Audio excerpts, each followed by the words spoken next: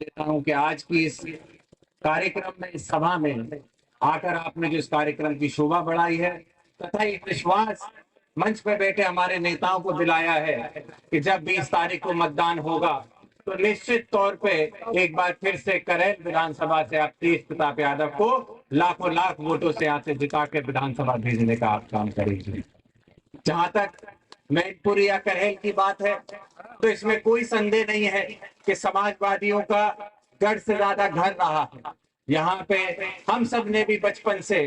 खेलना कूदना सीखा और आगे चल के राजनीति में अगर आए हैं तो अपने बुजुर्गों के आशीर्वाद से आए हैं। आज ऐसे ही एक नौजवान अपने भाई तेज प्रताप यादव जो पूर्व में आपके सांसद भी रहे और जब सांसद नहीं थे मुझे बड़ा गर्व और खुशी होती है कहते हुए कि सांसद ना रहते हुए भी चाहे शादी होती होगी या गमी होती होगी निश्चित तेज प्रताप यादव आपके बीच में रह के आपके सहयोग में रहते थे। आज ऐसे समय पे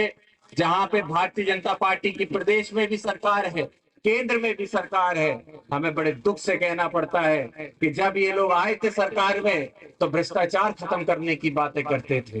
किस तरीके से रोजगार देने की बातें करते थे, किसान की आय दुगनी करने की बातें करते थे। लेकिन आज वास्तविकता ये है कि चाहे किसान हो या नौजवान हो, हर वर्ग का व्यक्ति पीड़ित अपने आप को महसूस करता है। चाहे किसान हो तो लगातार फसल के घटते दाम है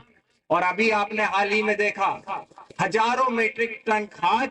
इटावा से मैनपुरी तक आई लेकिन सेंट्रल तक नहीं पहुंच पाई।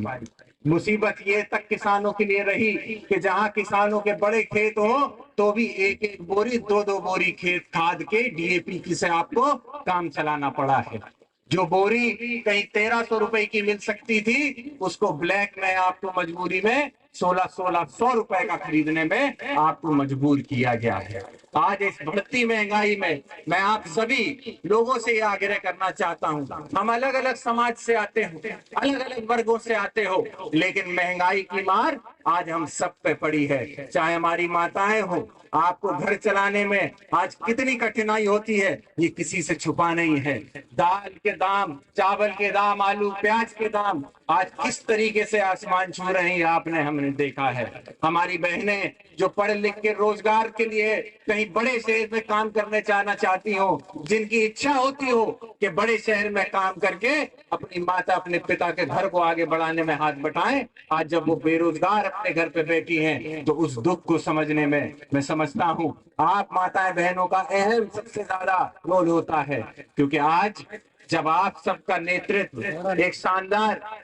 सांसद के रूप में आदरणीय डिंपल यादव जी कर रही हो तो उसको सशक्तिकरण करने के लिए मैं आपसे अनुरोध करूंगा एक एक हमारी माता अपने घर के सभी काम छोड़ के 20 तारीख को सबसे पहले पोलिंग बूथ जाके अपना वोट देने का काम करे और वोट देके तेज प्रताप यादव जी को जिताने का काम करे। साथ ही मैं संगठन के भी सभी लोगों से अनुरोध करूंगा, चुनाव भले ही तेज प्रताप जी लड़ रहे हो, हम सब यहाँ प्रचार कर रहे हैं, लेकिन सही मायने में चुनाव संगठन ही लड़ता है। संगठन से भी कहूंगा कि चाहे बूथ स्तर के हमारे पदाधिकारी हैं सबको सहयोग करें। जिस दिन 20 तारीख को मतदान होगा